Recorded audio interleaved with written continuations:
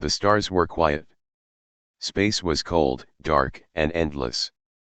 But in the middle of it all, a small escape pod drifted alone. Inside the pod was a child. Her name was Myra Jameson. She was 7 years old. Her parents were scientists on a research ship. But that ship was gone now, destroyed by pirates who attacked without warning. Somehow, Myra had escaped.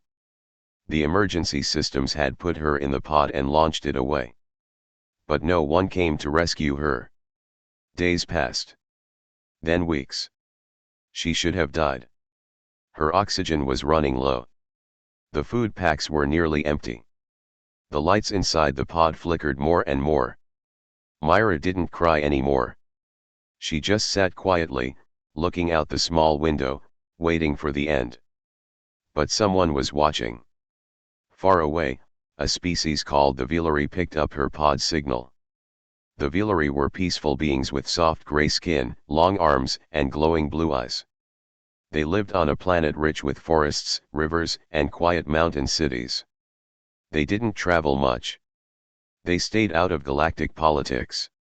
They followed strict laws. One of them said they should not interfere with other species. But Elder Dylan broke that rule. He saw the human child's face on the screen and said only one thing. "We cannot leave her to die." The council argued. Some said they would get in trouble. Others feared war with humans if they made a mistake. But Dylan didn't care. He sent a ship.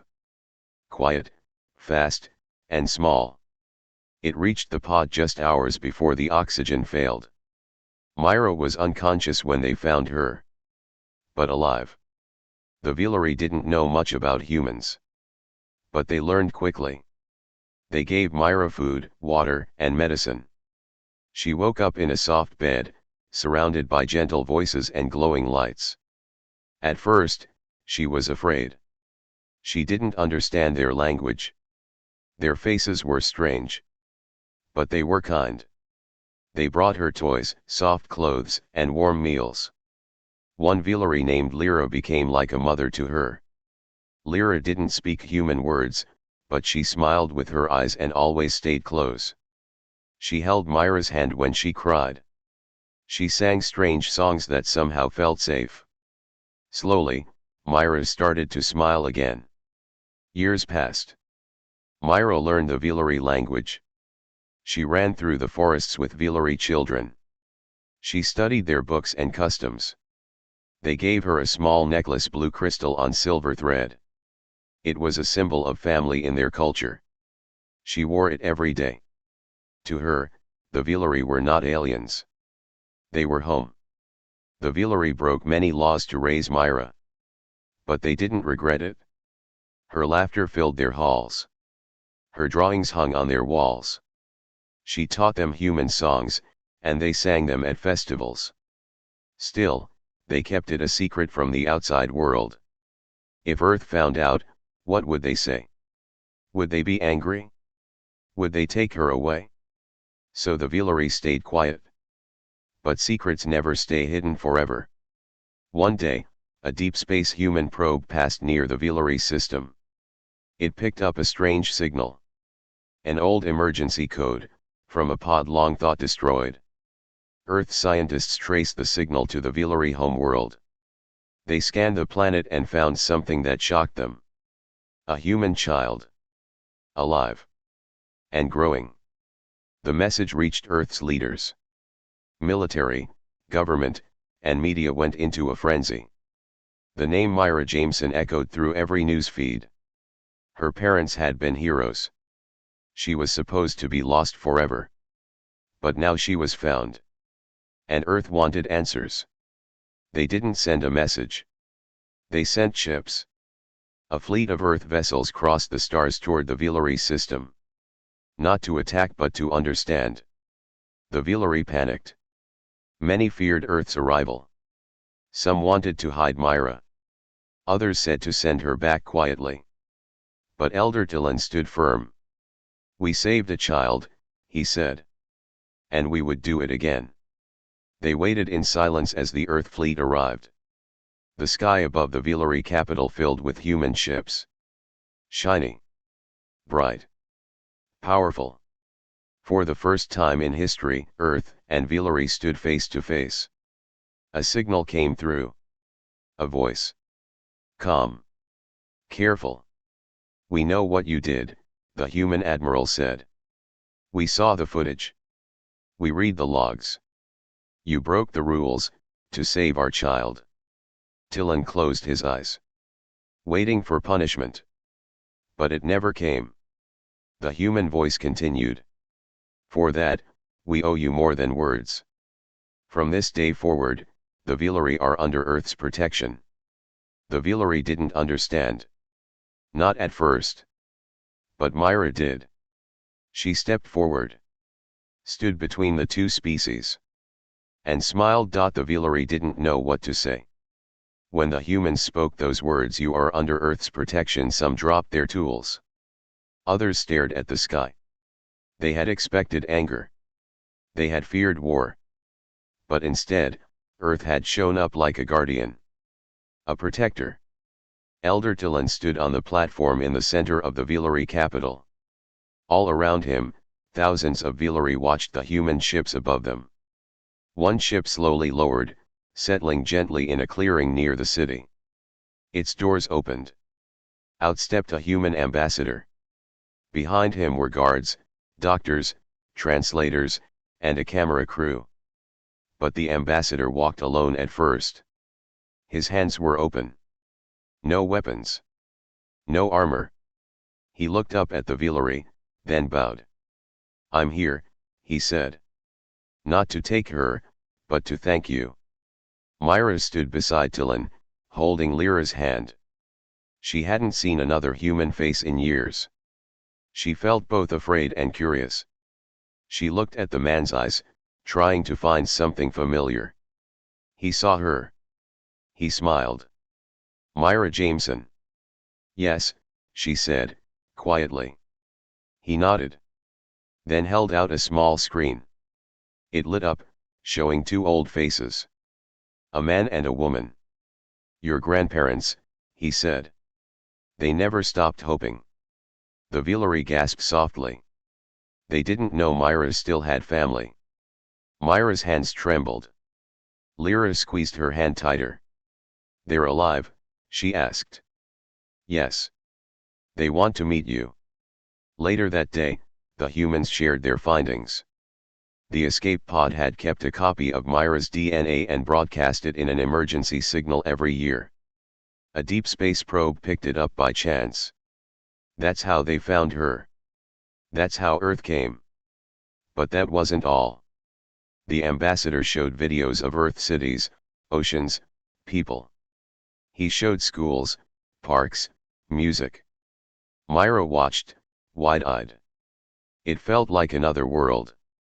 Then he showed something else. The faces of millions of humans watching her story. Crying. Clapping.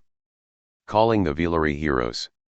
One woman on screen said, "If they protected one of ours, they are now ours too." It became clear, this wasn't just about Myra anymore. It was about something bigger.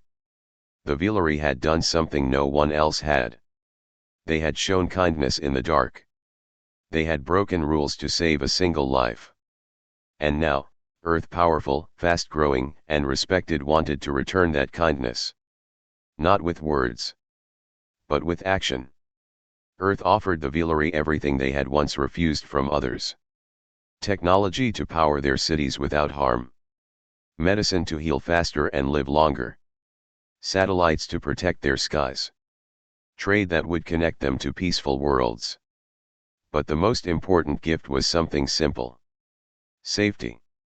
Earth would protect the Velari as its own. Any attack on them would be treated as an attack on Earth.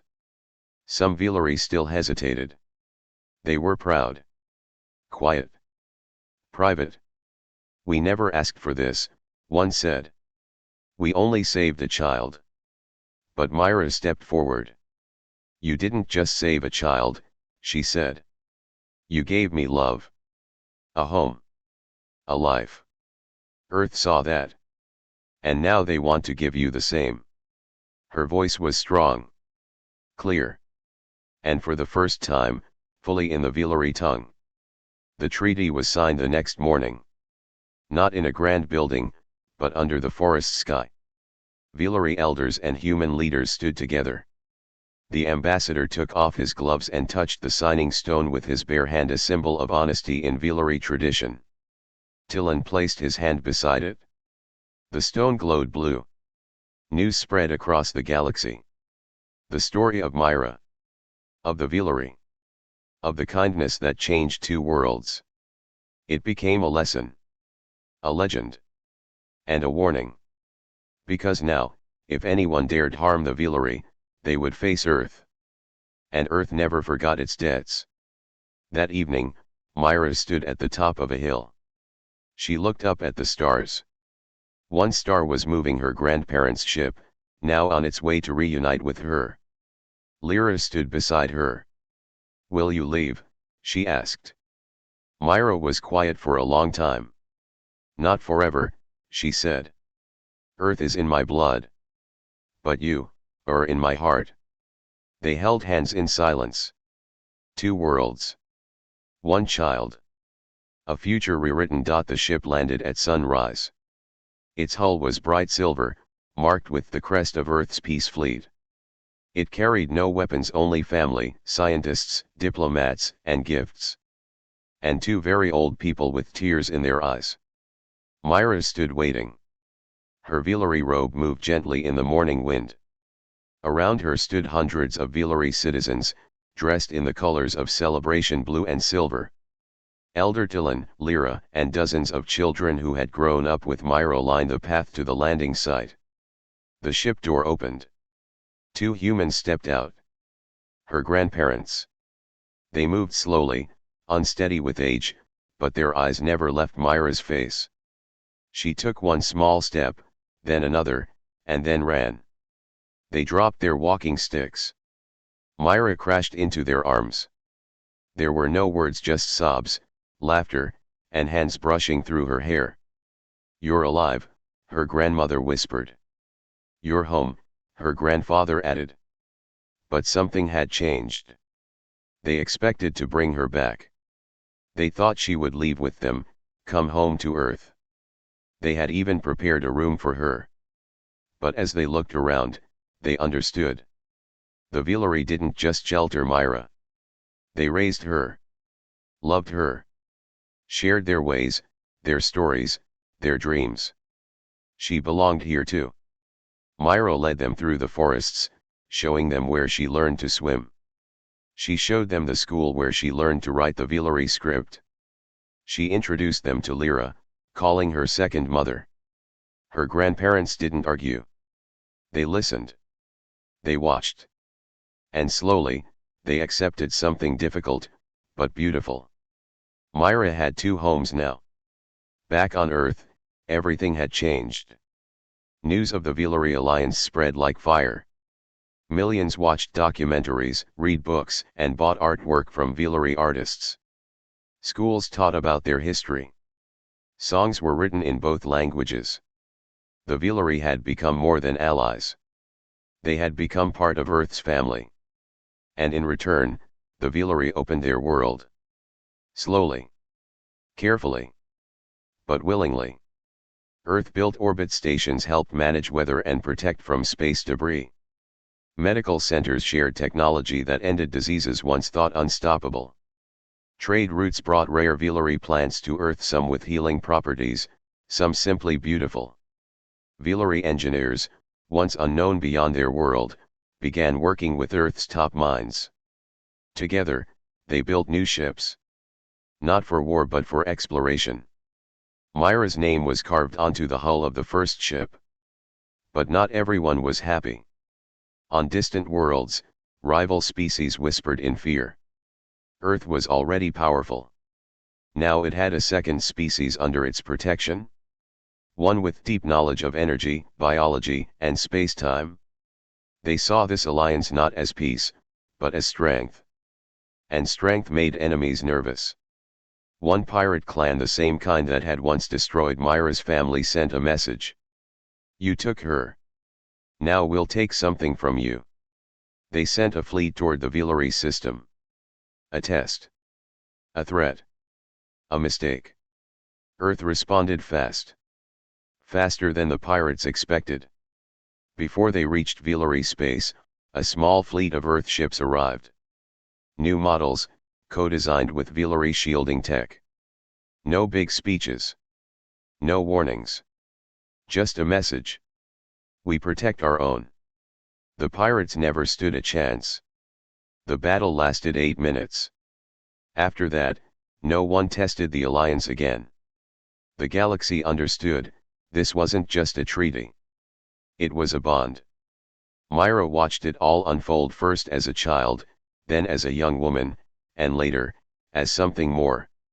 She became the first human Velari ambassador. Fluent in both languages, shaped by both cultures, she walked halls of power not with anger, but with stories. Stories of kindness. Of risk. Of choosing to save one child, and gaining a whole future in return. Years later, Myra stood once more under Velari skies. Her hair was longer now. Her voice stronger. A child of her own played at her side, half human, half Velari, full of wonder. The stars above her no longer felt cold. They felt like home. And as she looked at her child, she whispered something her Velari mother once said to her. Sometimes, saving one life, saves us all. 100 years had passed. The stars looked the same, but everything else had changed. Where once stood the quiet forests of Velari, now shimmered cities of glass and light. Tall towers shaped like trees. Roads made of soft glowing stone. A sky filled with birds, and ships. But even now, deep in the hills outside the capital, there was a small house. Simple. Round. Built the old Velari way. Inside that house lived stories. A boy named Kale sat cross-legged in the middle of the room. He had light brown skin and silver eyes, like his Velari ancestors. A small human girl sat beside him, hugging a pillow. Around them, children of all species listened closely. Their teacher, an old Velari with gentle hands and a glowing voice, pointed to a screen. It showed an image, an escape pod, floating alone in space. This is how it began, she said. One child. One choice. One future rewritten. The story was known as the Myra Accord. It was more than history. It was the reason they were all here. The children leaned closer as the story continued. How Myra Jameson was found. How the Velari broke their own rules to save her. How Earth crossed light years to say thank you instead of how dare you. How two species, once strangers, became family. Outside, the world told a new story. The Velari Human Alliance had grown. Not just in numbers, but in heart. A galactic university now floated between their worlds, where species from across the stars came to learn diplomacy, medicine, peacekeeping, art. Every student studied the story of Myra not as myth, but as a required lesson. Because the galaxy had learned. Power didn't always come from weapons. Sometimes it came from mercy. At the edge of a lake stood a statue. Tall, made of stone and crystal. A young girl with short hair stood between two adults, one human, one Velari. Her arms stretched outward. Her eyes faced the sky. Beneath her feet were the words, written in both tongues. She was just a child. They were just kind. And that changed everything. The old teacher closed the lesson. What do we learn from this? She asked. Kale raised his hand. That one small life can matter more than a war. Another child added. That protecting someone, can protect everyone. The teacher smiled. Exactly. Now go. Explore. Be the story others tell one day. The children ran outside, laughing, chasing light bugs through the trees. Far above them, an elderly woman sat quietly in a starship orbiting the planet. Her hair was silver now. Her eyes still sharp. Myra. She watched the children from space. Her hand rested on a small crystal necklace, old, worn, still glowing blue. She had lived many lives: ambassador, leader, teacher, mother. But she would always be the child who had drifted alone in the stars, and had been saved. Not because of duty. Not because of profit. Because someone decided to care. Her ship's AI spoke softly. Ready for departure, Director Jameson. Myra smiled. Yes. Let's go find someone else to save. A cold corner of the galaxy. Empty space. No stars. No systems. Just dark, and silence. Until something woke up. It began as a flicker barely noticeable.